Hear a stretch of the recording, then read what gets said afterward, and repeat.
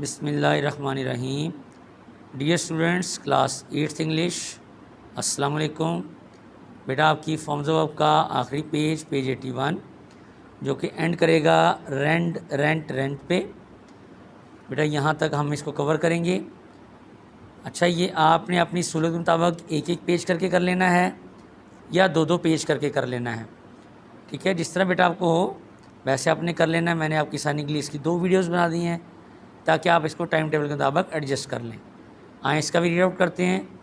जो वर्ड नया होगा उसकी मैं टोटल पढ़ दूंगा, नहीं तो आपको जो आते हैं उसकी मैं खाली रीडिंग कर दूंगा।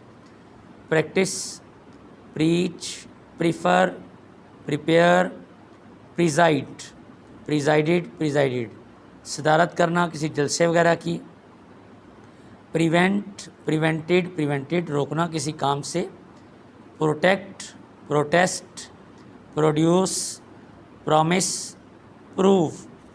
पुल, punish, put, quarrel, rain, race, reap, reach, receive, recommend, refuse, rent, rent, rent, ज़मीन वगैरह को फाड़ देना, ये रेंट रेंट रेंट है।